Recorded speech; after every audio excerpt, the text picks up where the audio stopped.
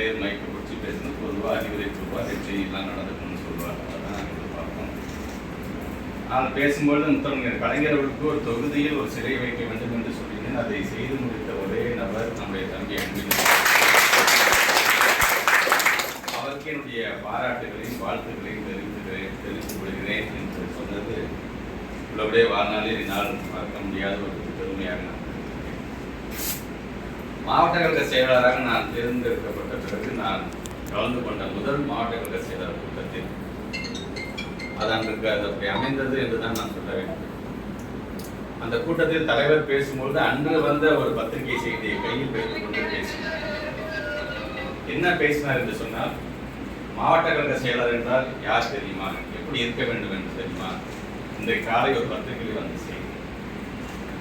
ஒரு காலத்தில் நடந்த ஆர்ப்பாட்டம் போராட்டம் என்று வரும்பொழுது அன்றைக்கு அன்பிலவர்களை பார்த்து அங்கே பணியாற்றிய ஒரு காவல்துறை அதிகாரி who are you என்று கேட்கிறார். அதற்கு அவர் சொல்கிறார், நான் டிஸ்ட்ரிக்ட் செக்ரட்டரி, மாவட்ட கழக செயலாளர். அப்படி என்றால் என்ன?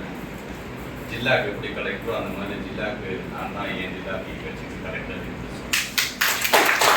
சொன்னார். மாவட்ட கழக செயலாளர் இருக்க வேண்டும் என்று சொல்லி அந்த கூட்டத்தை இன்னும் நான் அதே போல நேற்று உரையாற்றும் பொழுது நம்முடைய மாவட்ட கழகம் மாவட்ட கழக செயலாளரை பாராட்டி சொன்னார். ஒரு காலத்தில் மாவட்ட கழக செயலாளர் சொன்னார், கலெக்டர்